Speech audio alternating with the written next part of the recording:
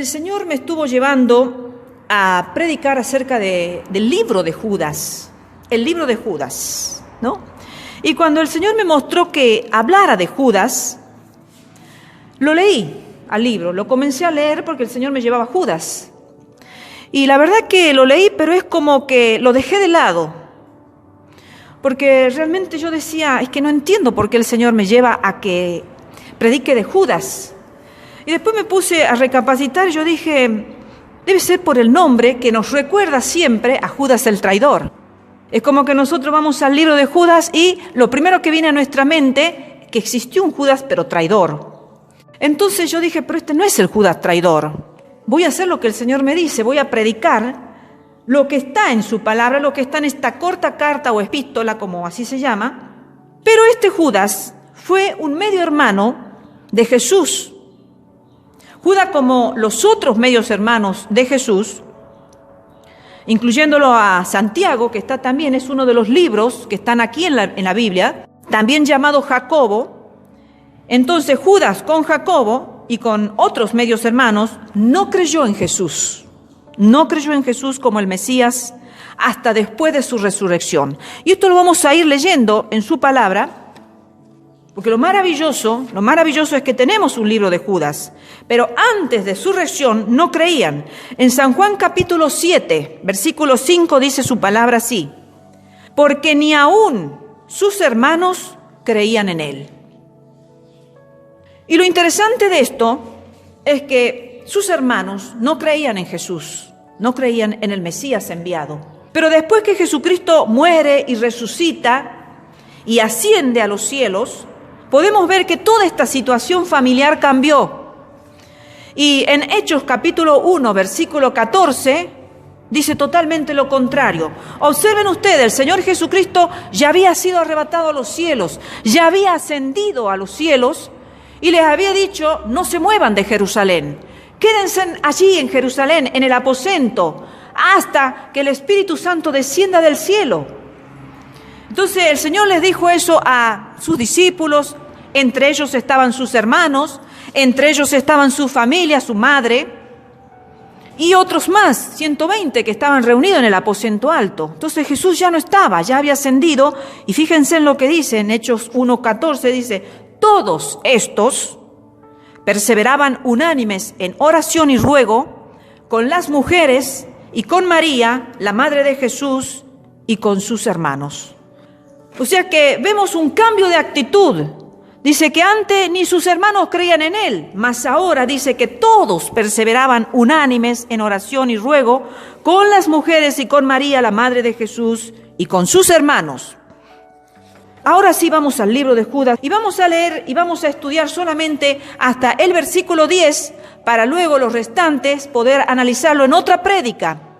Porque aunque es una epístola bastante corta, tiene mucho contenido importante, tiene parte de una historia que es digna de ser estudiada y analizada para fortalecer así nuestras vidas y ver qué enseñanza Judas nos quiere dejar. Comienza así diciendo, Judas, siervo de Jesucristo y hermano de Jacobo o de Santiago, recordemos que a Jacobo también se le llamó Santiago, a los llamados santificados en Dios Padre y guardados en Jesucristo. Vamos a ir analizando cada una de las frases que realmente nos impactan. Un siervo de Jesucristo, dice Judas, siervo de Jesucristo. Fíjense, hermanos, que como hemos dicho, Judas era hermano de sangre de Jesús, por medio de María. Pero Judas se consideraba solamente como un siervo de Jesucristo. Y eso es lo maravilloso, eso es lo que me tocó el corazón y me impactó, y es lo que muchas veces a la gente le cuesta entender este proceso. Esto nos está mostrando la humildad y la poca importancia que le dio, o sea, Judas, de estar conectado con Jesús por medio de una relación humana. Porque a veces, hermanos, vemos que en la vida hay muchas personas que se sienten orgullosos de algunos familiares. Se sienten orgullosos porque están en altos puestos de jerarquía, porque tienen un coeficiente intelectual bastante alto o porque realmente tienen un accionar bastante impactante en el mundo, en la ciudad, en la casa son líderes. Entonces hay personas que realmente se sienten bastante importante ante los demás de decir: yo llevo la sangre, yo llevo el apellido de tal hermano mío, o primo, o familiar, o padre o madre. Pero vemos que este referéndum que nos da la Biblia acá, cuando dice siervo de Jesucristo, él está escribiendo esta carta. Judas está escribiendo esta carta y sin embargo, él dice siervo de Jesucristo. Él no se pone ahí como hermano de Jesús, sino muestra la humildad y la poca importancia que le dio a estar conectado con Jesús por medio de una relación humana. Y es así, hermanos. No valorar la relación humana es muy difícil, porque acá en la tierra tenemos algo que nos hace defendernos a muerte, los hermanos, los familiares, los que llevamos el mismo apellido. Es algo que como que viene en nuestra sangre, pelear por nuestra familia, pelear por los nuestros, en el buen sentido de la palabra, pelear, ¿verdad? Defendernos, dicho de otra manera. Pero sin embargo vemos que aquí a Judas eso no le importaba, porque él se pone como siervo de Jesucristo.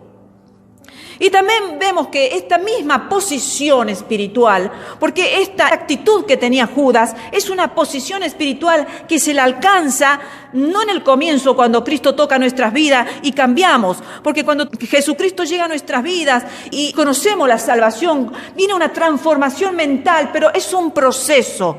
Nosotros somos salvos por gracia, sabemos que nuestro Salvador nos ha limpiado de todo pecado, pero a partir de ahí empieza un proceso en donde empezamos a dejar tradiciones, empezamos a dejar costumbre, empezamos nosotros a romper como hicimos, chicos, ¿verdad? ¿Se acuerdan el sábado pasado? Con las herencias familiares, hemos empezado a romper con la genealogía que ni conocemos, ni sabemos de nuestros ancestros, cómo fueron. Nos contaron medianamente una pequeña parte de su vida, pero hay otra escondida, parte que no la conocemos, y vaya a saber nuestros ancestros hasta llegar a Adán, ¿verdad? Porque en la Biblia está registrado. Si empezamos a subir la genealogía, habrán hombres buenos, mujeres buenas, pero habrán hombres malos y mujeres malas, y nos tocará un poquitito de todo eso. Entonces así pasa, hermanos, que así como Judas, en ese proceso de primero no aceptarlo a Jesucristo y luego estar absorto ahí esperando lo que Jesús le había dicho: no se muevan del aposento, no se muevan de Jerusalén, quédense ahí, porque el Espíritu Santo va a estar con ustedes. Yo me voy y es necesario que yo me vaya, mas va a quedar el Espíritu Santo con ustedes, el compañero que va a estar con ustedes. Entonces, también vemos que esta misma posición espiritual la tomó Jesucristo, dejándonos el ejemplo. Si nosotros lo vemos en Jesucristo, también lo vemos en Judas, pero leamos en su palabra para corroborar cuál fue la posición espiritual de Jesucristo. También manifestó lo mismo en Marcos capítulo 3, versículo 31 al 35, dice su palabra así: vienen después sus hermanos y su madre, y quedándose afuera, enviaron a llamarle. O sea, Jesucristo estaba con unos discípulos ahí reunidos. Entonces, mientras él estaba ahí con esos discípulos, dice que llega su madre y sus hermanos. Entonces dice, la gente que estaba sentada alrededor de él le dijo: tu madre y tus hermanos están afuera y te buscan. Y él les respondió diciendo: ¿quién es mi madre y mis hermanos?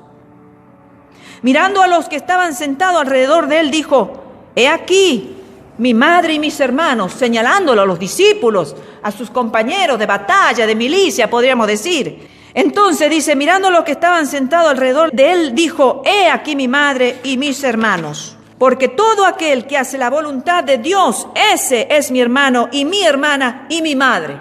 Como diciendo, los que hacen la voluntad de Dios, esa es mi familia. Ya entienden, hermanos, que así como Judas había entendido que la relación importante acá en la tierra no es tanto la familiar, que la que generalmente nosotros hacemos idolatría es la familia, el vínculo familiar, mucho más allá que el vínculo de la iglesia de los hermanos, cuando somos una familia espiritual, que nos vamos a ir a la eternidad a pasar allá en el cielo, los que estamos unidos en el mismo espíritu. Luego también tenemos en Lucas capítulo 11, versículo 27 al 28, dice así también su palabra: mientras él decía estas cosas, o sea Jesús, una mujer de entre la multitud levantó la voz y le dijo: bienaventurado el vientre que te trajo y los senos que mamaste. Y él dijo, o sea Jesús dijo: antes bienaventurados los que oyen la palabra de Dios y la guardan. Vemos cómo Jesucristo rompió esa tradición esa tradición de idolatría familiar que la gente traía arraigada de años y años, ¿verdad? Entonces Jesucristo le quiere mostrar a la gente que son más bienaventurados aquellos que hacen la voluntad de Dios.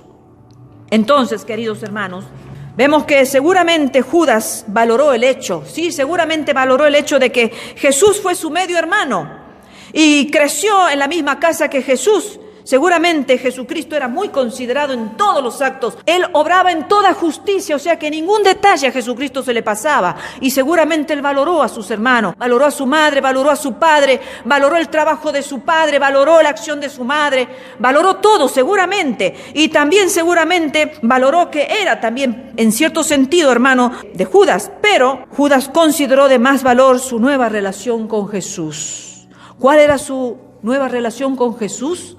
Un siervo de Jesucristo. Más allá de ser un hermano, él valoró la posición de ser un siervo de quien ya había reconocido que era su Señor. Porque al principio no habrán considerado ninguno de los mensajes y de las palabras que Jesucristo predicaba y que exponía y que ellos escuchaban a su hermano hablar, que ellos escuchaban a su hermano Jesucristo predicar y veían los milagros que hacían, pero aún así no creían. Pero ahora estaban en otra posición. Ya Judas estaba en otra posición espiritual, en donde él, más importante que decir soy el hermano de Jesucristo, para él era más importante decir soy siervo de Jesucristo. Para Judas la sangre que derramó Jesús en la cruz y que lo salvó fue más importante que la sangre de la familia en sus venas, que lo relacionó con Jesús en la genealogía terrenal. Muchos se pierden por tener todo su corazón en la genealogía humana y descuidan todo lo espiritual, prefiriendo seguir a su familia antes que Dios. Eso es muy triste, hermanos. A veces muchos dicen por costumbre, por tradición, yo voy a hacer caso a lo que se me viene enseñando atrás. Y no le importa cómo sean su familia, no le importa cuáles sean sus costumbres, cuáles sean su familia, pero la sangre, el apellido, todo eso tiene tanto poder y tanto valor que pierden su salvación por seguir las costumbres y las tradiciones. Una vez lo he contado y quizás 2 y 3 veces lo he contado y lo vuelvo a decir, que una amiga mía que era de otra religión, de otros pensamientos religiosos, me dijo: Nancy, yo acepto todo lo que ustedes los evangélicos predican y sé que es la verdad, pero yo es muy fuerte la tradición de mis padres, de mis madres. La tradición de mi madre es muy fuerte que yo no la puedo dejar, Nancy. Siguió su camino y sigue su camino. Ya su madre murió, ya su padre murió también, pero ella sigue afirmado en esa postura religiosa, en camino de perdición. En camino de perdición, porque lo peor de todo es reconocer que está en un camino de muerte y aún así seguir en ese camino de muerte. Porque dice Dios que los idólatras no entrarán al reino de los cielos. Y entonces es una forma de decir: yo sé que mi familia está equivocada. Yo sé que mi familia está equivocada, que tiene pensamientos contrarios a la Biblia, mas yo la sigo porque es mi familia. Eso es lo peor, cuando nosotros sabemos que están equivocados, cuando nosotros sabemos que están en un camino que va a la muerte, a la condenación eterna, mas lo mismo nosotros lo seguimos, mas nosotros lo mismo lo respetamos, mas nosotros lo mismo estamos con sus pensamientos, guardamos en nuestro corazón todas sus enseñanzas que son contrarias a la Biblia y vemos sus comportamientos y vemos que sus comportamientos son contrarios a lo que su palabra enseña, pero lo mismo nosotros, hasta muchos se llegan a contaminar, a seguir los mismos caminos de sus familiares. Porque son mi familia. Por ahí quizás están rodeando una mesa y están en borracheras, están en vino. Dice: pero es mi familia, no va a ser nada que, aunque sea una sola vez, yo me siente con ellos y comparto una mesa de vino, no va a pasar nada. Es mi familia, los voy a contentar. Les voy a mostrar que no soy tan raro, que no soy tan diferente. Voy a compartir una mesa y así empiezan a contaminarse. Y un poquito, y Dios cuando nos pide a nosotros separación, nos pide una separación tajante. Dios nos pide una separación tajante, porque así es Dios. Entrégame, hijo, todo tu corazón, toda tu alma, toda tu mente, nos pide Dios. Dios es celoso de nuestras vidas y no acepta fracciones de nuestras vidas. Por más, así como le estaban bendiciendo a Jesucristo aquí, esa mujer le decía: bienaventurada, decía, bienaventurado, decían, el vientre que te trajo, los senos que mamaste. Le estaban diciendo cosas lindas a Jesucristo, le estaban diciendo cosas de honra de su madre. Pero sin embargo, él dejó de lado la posición terrenal, él dejó de lado toda genealogía terrenal, él dejó de lado toda herencia terrenal, y él dijo: la única que sirve, el que obedece a mi Padre, esa es mi familia. ¿Cuántas veces nosotros vamos a decir eso, hermano? El que obedece la palabra de Dios, esa es mi familia espiritual. Pero vemos hoy en día en las iglesias tantos problemas, porque, hermanos, seamos sinceros y seamos conscientes, ¿a quién nos unimos más? A la familia terrenal, que aunque ande en caminos perdidos, que ande influenciando nuestras vidas con malas costumbres, con malas enseñanzas, pero por ser nuestro apellido y nuestra sangre, la seguimos mucho más que la familia espiritual, la que acepta las verdades de Dios, la que acepta la voluntad de Dios, la que acepta las enseñanzas que nos ha dejado a través de su palabra. Por eso es tan importante, chicos, venir a la iglesia, conocer la voluntad de Dios, conocer los mandamientos de Dios, conocer lo que es bueno, conocer lo que es justo, conocer la justicia de Dios, para que de esa manera nosotros no erremos en el camino de aquellos que le dan más poder a la herencia genealógica, a la herencia paterna, a la herencia materna, a la herencia de nuestros ancestros, que todo eso va a quedar en la tierra, hermanos, porque cuando nosotros morimos, inmediatamente nuestra alma sale de nuestro cuerpo, el cuerpo a la tierra, el alma al cielo, y ya no existe genealogía. Ahora nos unimos al ADN de Jesucristo, ahora nos unimos al ADN celestial, y todo eso queda en la tierra, hermanos queridos. Pablo dijo en 2 Corintios, capítulo 5, versículo 16, de manera que nosotros, de aquí en adelante, a nadie conocemos según la carne, y aun si a Cristo conocimos según la carne, ya no lo conocemos así. ¿Se dan cuenta qué profundidad de las palabras que dijo Pablo? Pablo, un hombre que era perseguidor de los cristianos, que tenía una idolatría terrible de las tradiciones. En un tiempo él manifestó que él era superior a los demás porque seguía las tradiciones y las costumbres de sus padres. Pero sin embargo, cuando él tiene un encuentro con Cristo, ¿cómo cambia? ¿Cómo cambia su forma de pensar? ¿Cómo cambia su posición espiritual acá en la tierra? Al punto de decir, de manera que nosotros de aquí en adelante, a partir de que hemos conocido a Jesucristo, a partir que hemos sido alumbrados, que nosotros hemos entendido para qué estamos acá en la tierra, que nuestra vida es pasajera, que hoy estamos, mañana ya no estamos, a partir de ahí conocemos según la carne. Dice, pero, y aún así, si a Cristo conocimos según la carne, ahora ya no lo conocemos así. Ahora lo conocemos como nuestro Salvador. Ahora lo conocemos como el Redentor de nuestras almas, como el que dio su vida en el madero, con el que sacrificó su vida, se hizo maldición para nosotros, quitarnos la maldición y hacernos benditos. Él murió en la cruz del Calvario para quitarnos toda enfermedad, porque por su llaga, dice el Señor, somos curados, por sus heridas somos sanados. Entonces el Señor también se hizo pobre, descendió de la gloria del cielo, pero no una pobreza terrenal, porque nuestro Señor Jesucristo no fue pobre acá en la tierra, pero comparando las riquezas de la tierra, comparándola a las riquezas celestiales, es como que se hubiera hecho pobre. Entonces, ¿para qué? Para hacernos ricos en Él a nosotros. Qué bendito nuestro Salvador, qué ejemplo tan glorioso, que no le fue importante todo lo terrenal, y Pablo lo entendió a esto. Pablo entendió este proceso de cambio de mente, cambio de corazón, cambio de actitud, cambio de pensamiento. Por eso es tan importante, hermanos, entregarle la mente para que pensemos con la mente de Cristo, no con la mente humana, no con la mente, con esos esquemas de tradiciones, de costumbres que Dios condenó tanto a través de Jesucristo. Las costumbres de los que estaban en el Sanedrín, las costumbres de los fariseos. Era terrible, siempre discutiendo por ese tema. Bien, queridos hermanos, luego aquí sigue diciendo, siervo de Jesucristo, Judas, y hermano de Jacobo. Y recordemos que Santiago o Jacobo era un líder importante de la iglesia en Jerusalén. Y también es el autor de la carta que hemos mencionado nosotros también, una carta que está aquí en la Biblia. Y acordémonos, cuando hemos estado hablando de Gálatas, hemos visto que Pedro le tenía un cierto temor a Jacobo, porque Jacobo tenía su grupo de judíos, y es como que Pedro llegó un momento en que le tuvo miedo a Jacobo, a Santiago, en ese momento, porque eran de la circuncisión. Entonces, vemos que también Judas era hermano de Jacobo, o de este líder importante de la iglesia en Jerusalén. Pero, sigue diciendo, a los llamados. Sigue diciendo aquí, el versículo 1 dice, a los llamados. Y vemos que Judas escribió a los cristianos, que se los puede enumerar de 3 maneras o identificarlo, como dice así su palabra: los llamados, santificados en Dios Padre y guardados en Jesucristo. Fíjense en cómo los llamaba a los que tenían la misma fe. Primero, a los llamados. Todos hemos sido llamados, hermanos. El Señor se llega a nuestras vidas y nos llama por el nombre, hermanos. No va a llegarse a Benjamín y le va a llamar por otro nombre, porque Benjamín no le va a responder, porque tú respondes a tu nombre, ¿verdad? El Señor, cuando se llega a nuestra vida, nos llama por el nombre.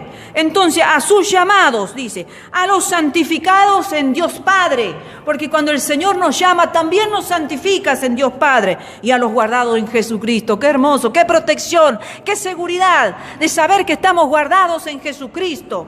Y así Él tenía ese pleno conocimiento de que fue escrito a los llamados, santificados en Dios Padre y guardados en Jesucristo. Si tuviéramos nosotros conocimiento que cuando recibimos a Jesucristo en nuestro corazón, pasamos a tomar esa posición ante Dios, ¿sí? Y Él tenía una forma muy particular de llamarlo a los hermanos, de esta forma. Y luego el versículo 2, vamos al versículo 2 de Judas, dice: misericordia y paz y amor os sean multiplicados. Vemos cómo da un saludo especial, porque añade al saludo que Pablo hace en sus cartas. Pablo se había caracterizado por un saludo que lo hemos venido viendo en los libros que hemos venido estudiando anteriormente, pero ahora Judas, él hace algo muy particular, dice: os sean multiplicadas las misericordias, paz y amor. ¡Qué hermoso! Vemos que este saludo es igual que el saludo que hace el apóstol Pedro.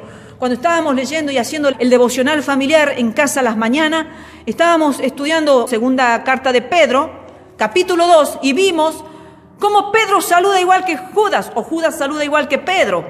O sea que más adelante vamos a ver algo también, un detalle importante de la igualdad de estos dos discípulos.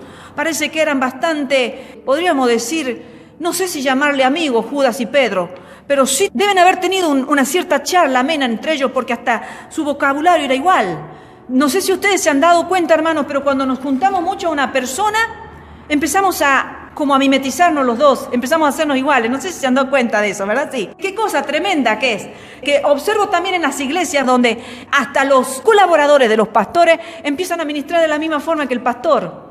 Empiezan a ministrar porque tienen esa impartición igual. Es como que ese manto que tiene el pastor, como le quieran llamar, el profeta, el apóstol, el siervo, el llamado, como sea, también se da en los que colaboran, en los que están unidos de la misma forma, ¿no es cierto?, con la autoridad. Bueno, a mí me parece lo que me puse a analizar en esta semana mientras hacíamos el estudio, el devocional en familia, que Judas y Pedro hablaban igual, hasta saludaban igual, la misma forma. Deben haber tenido una linda comunión entre ellos. Deben haber estado bastante unidos en el Espíritu los dos para saludar de la misma forma, y es un saludo que muestra una generosidad de corazón, porque que se multipliquen las misericordias, que se multiplique la paz y el amor. No se conformaban ellos con que paz, amor y misericordia, nada más. Ellos que se multipliquen un poquito más, sean más generosos con la misericordia, con la paz, con el amor. Bueno, generosos de corazón, y exigían lo demás que también sean generosos. Vamos al versículo 3. Dice: amados, por la gran solicitud que tenía de escribiros acerca de nuestra común salvación, me ha sido necesario escribiros exhortándoos que contendáis ardientemente por la fe que ha sido una vez dada a los santos. Maravillosa la extracción que podemos sacar de toda esta carta. Una exhortación a defender la fe. Aquí en el versículo 3 dice: amados, por la gran solicitud que tenía de escribiros acerca de nuestra común salvación, me ha sido necesario escribiros. ¿Para qué? Exhortándoos que contendáis ardientemente por la fe que ha sido una vez dada a los santos. Muy profunda esta parte. Este versículo me ha hecho meditar bastante. Una exhortación a defender la fe. Una exhortación a luchar, a batallar por la fe, hermanos queridos. Judas aquí vemos que predica contra las prácticas, contra las doctrinas que ponen el Evangelio de Jesucristo en peligro. Estaba sucediendo algo allí, y Judas dice que le fue necesario necesario exhortarlo para que pronto. Entonces ahí dice Judas, nos habla de nuestra común salvación. Es porque todos han sido salvos por la misma fe. Y también nos hace entender que el cristiano es parte de una comunidad, de una congregación. Esto es una congregación, la iglesia es una congregación.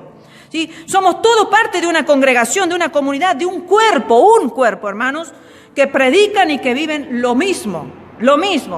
No algo aislado ni separado, sino una unidad. Por eso es triste cuando uno llega a una iglesia y ve que uno se comporta de una forma, el otro de otra. El pastor predica una cosa, los miembros se comportan de otra.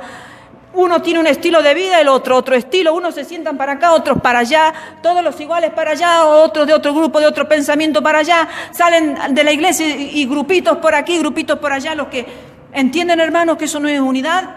Aquí Judas estaba exhortando a que recordemos que todos hemos sido salvados por una sola fe, una unidad, que somos todos una comunidad, que somos todos una congregación donde nos congregamos con una misma fe y que debemos pelear, debemos defenderla esa misma fe para que la iglesia no esté así, porque cuando empiezan a haber pensamientos diferentes, cuando la gente empieza a portarse diferente, esa iglesia se fracciona y a la corta, su palabra dice que una casa fracturada no puede prevalecer. Entonces, queridos hermanos, decimos que somos cristianos, y decir que somos cristianos, pero que no congregamos. Está de moda eso, ¿verdad? No, yo no me congrego, pero en la casa yo leo la Biblia, yo tengo mis prédicas, tengo mi momento con Dios, y está bien, chicos, claro, eso tienen que hacerlo, todos, los grandes, los niños, los adultos, todos tenemos que hacerlo eso, hermano, porque la fe se alimenta todos los días, no solamente una sola vez a la semana, no, la fe todos los días, y si es posible, al clarear la mañana, comenzar con Dios y terminar con Dios, es lo más maravilloso. Sí, pero hay muchos cristianos que dicen que no congregan, pero que es algo realmente incoherente, ya que el que entiende realmente la salvación busca tener comunión con otros hermanos. Hermanos, yo puedo llegar a enfermar si no me congrego. Les soy sincera, es algo que para mí es necesario congregarme con mis hermanos. Es necesario estar con mis hermanos. Es necesario orar, es necesario cantar, es necesario alabar, es necesario saludarlo, es necesario mirarlo, es necesario confraternizar con mis hermanos, porque es mi familia. Si nosotros no podemos vivir, si nuestra familia terrenal sanguínea, ¿verdad? Que cuesta a veces cuando nos tenemos que separar de papá, de mamá, nos tenemos que separar de nuestros hermanos. Es triste porque es la realidad, nos amamos, hemos aprendido a amarnos desde pequeños, hemos vivido juntos, nos hemos conocido y cuando no estamos juntos nos extrañamos. Es necesaria la familia, Dios la formó y la debemos cuidar. Entonces, necesaria es la familia terrenal, ¿cuánto más la espiritual? ¿Cuánto más la que va a pasar toda una eternidad junto allá en el cielo? Entonces decir que yo estoy bien en mi casa y que no me es necesario congregar, eso yo sinceramente analizaría la vida de la persona, me daría pena, diría, ¿qué le está pasando a esta persona? Está enfriado, está alejado, está confundido, no tiene en cuenta lo que es realmente formar parte de una familia cristiana, ¿sí?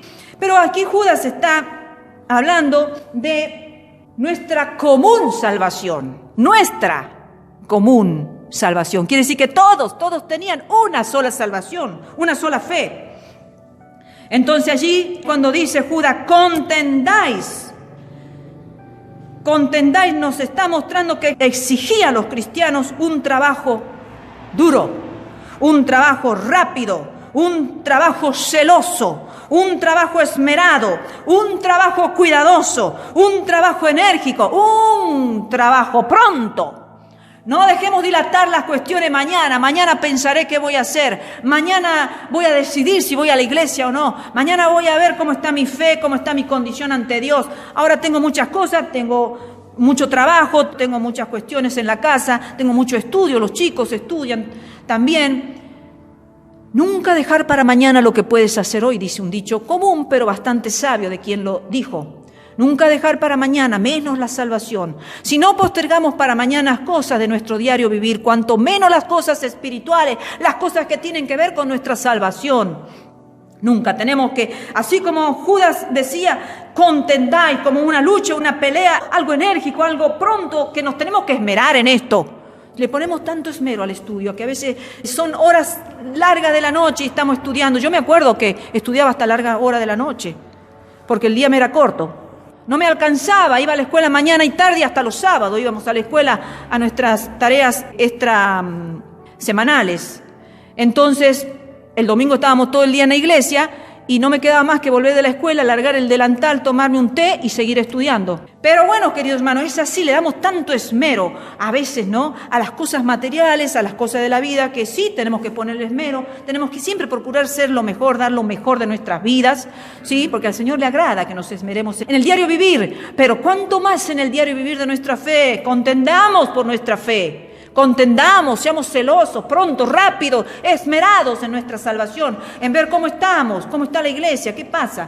Cuando nosotros vemos que algo triste está pasando, no dejar la situación así nomás, bueno, sino ser colaboradores como Judas. Hermanos, tenemos una común fe, está pasando algo, a ver, todos nos unamos, recordemos que tenemos una común fe, estamos unidos en una fe. Veamos qué está pasando en la iglesia. Judas estaba preocupado.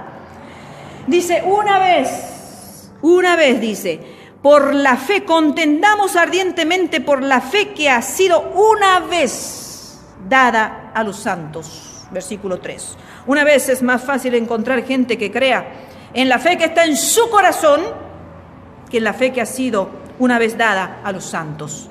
Hermanos queridos, hoy en día cada uno cree a su manera. Está tremendo el mundo entero, cada uno tiene su pensamiento y uno no puede predicar el evangelio casi a nadie ya, porque cada uno tiene su teoría, su teología, su pensamiento. Entonces es muy difícil, como diciendo, tú quédate con tu enseñanza que yo a la mía la tengo, yo tengo mi fe, tú tienes la tuya, yo te respeto la tuya, tú respetas mi fe.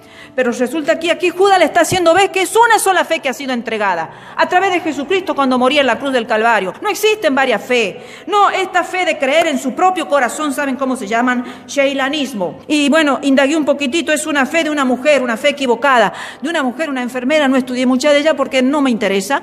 Una mujer que un día, ella dijo, yo creo en lo mío, en lo que me dicta mi corazón y mi mente, y estoy bien sin Dios, estoy bien con mi mente.